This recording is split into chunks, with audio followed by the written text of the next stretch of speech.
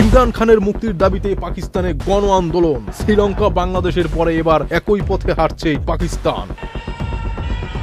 দেশের সংবিধান পুনরুদ্ধার ও ছাত্র সংগঠনগুলোকে জীবিত করার লক্ষ্যে প্রধান বিরোধী দল পাকিস্তান তেহরিকে ইনসাফ পার্টির ছাত্র শাখা এই আন্দোলনের ডাক দিয়েছে। পাকিস্তানের সাবেক প্রধানমন্ত্রী ইমরান খানকে আগামী ৩০ আগস্টের মধ্যে মুক্তি দিতে সরকারকে আলটিমেটাম দিয়েছে পাকিস্তান স্টুডেন্ট ফেডারেশন। স্থানীয় গণমাধ্যম ডন বলছে, স্পষ্টতই শেখ হাসিনার পতনের ঘটনা বাংলাদেশি ছাত্রদের আন্দোলন প্রভাবিত হয়ে পাকিস্তান তেহরিকে ইনসাফের ছাত্র শাখা ইনসাফ স্টুডেন্ট ফেডারেশন এই বিক্ষোভের ডাক দিয়েছে।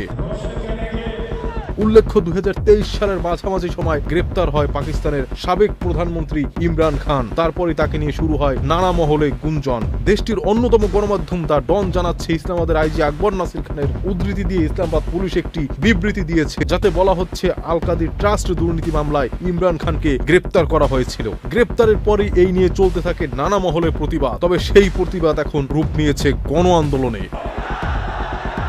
এখন প্রশ্ন হচ্ছে, এই আন্দোলনের লক্ষ্য কি? শুধুই ইমরান খানের মুক্তি নাকি সরকার পতন?